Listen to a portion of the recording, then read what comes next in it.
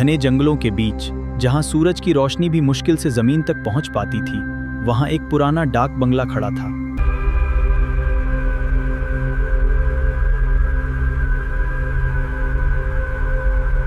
एक पुराना डाक बंगला, टूटी दीवारें, जंग लगे गेट और चारों तरफ सन्नाटा। लोग कहते थे ये जगह सिर्फ सुनसान नहीं, अभिशप्त है। साल 2008 दोपहर और संध्या के बीच जंगल में एक जीप गुजर रही है।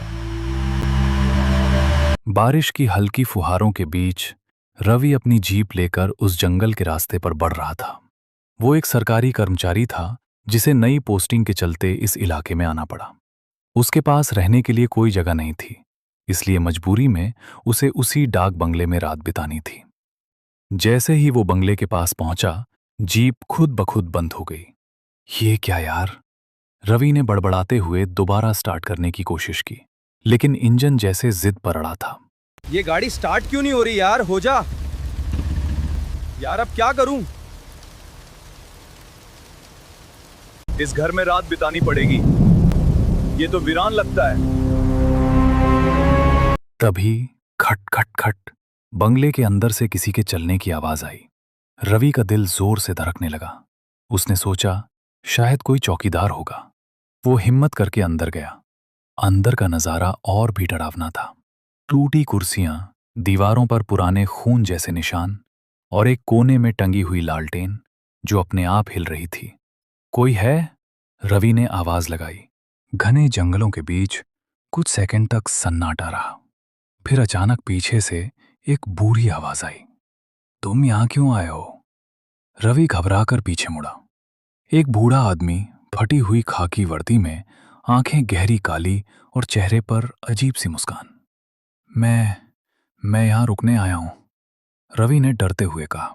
मैं यहाँ रुकने आया हूँ। बूढ़ा धीरे धीरे उसके करीब आया और बोला, ये जगह रुकने के लिए नहीं है। यहाँ जो भी आता है वापस नहीं जाता। ये जगह रहने के लिए नहीं है। यहां जो आता है वो वापस नहीं जाता। रवि ने हंसने की कोशिश की। अरे बाबा, ये सब कहानियां हैं। लेकिन तभी दीवार पर टंगी एक पुरानी फोटो खुद ब खुद गिर गई। रवि ने उसे उठाया और उसकी आंखें फटी की फटी रह गईं। उस फोटो में वही बूढ़ा आदमी खड़ा था और नीचे लिखा था, चौकीदार रामलाल, मृत्यु 1998। रवि ने कांपते हुए उस बूढ़े की तरफ देखा, लेकिन अब वहां कोई नहीं था। अचानक दरवाजा जोर से बंद हो गया। लालटेन बुझ गई और अंधेरे में एक औरत की धीमी आवाज गूंजने लगी। रवि, तुम देर से आए। रवि के हाथ पैर सुन्न पड़ गए। अंधेरे में दो चमकती आंखें उसकी तरफ पड़ने लगीं। रवि दरवाजे की तरफ भागा। उसके पीछे डरावनी हंसी गूंज रही थी। भाग सकते हो तो भाग जाओ। आ गए तुम, मैं तुम्हारा ही इंतजार कर रही थी। रवि बिना पीछे देखे बाहर भागा। बारिश तेज हो चुकी थी। वो जीप तक पहुंचा। हांफते हुए उसने दरवाजा खोला और इंजन स्टार्ट करने की कोशिश की। इस बार जीप स्टार्ट हो गई। मैं बच गया, उसने राहत की सांस ली। जीप तेजी से जंगल के रास्ते पर दौड़ने लगी। रवि बार बार पीछे देख रहा था। डाक बंगला अब कहीं नहीं दिख रहा था। कुछ देर बाद वो मुख्य सड़क पर आ गया। सामने एक ढाबा दिखा। वो जीप रोककर नीचे उतरा, डरा हुआ। ढाबे वाले ने पूछा, क्या हुआ साहब? रवि कांपते हुए बोला, वो जंगल में एक डाक बंगला है। ढाबे वाला अचानक चुप हो गया। आप वहां गए थे? हां, अभी आया हूं। ढाबे वाले के चेहरे का रंग उड़ गया।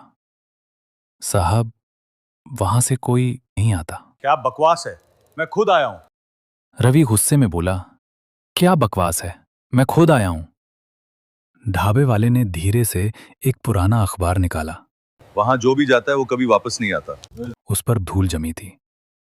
ये देखिए। रवि ने अखबार खोला और उसके हाथ कांपने लगे। उसमें उसकी फोटो छपी थी। नीचे लिखा था, सरकारी कर्मचारी रवि 10 साल पहले जंगल के डाक बंगले से लापता।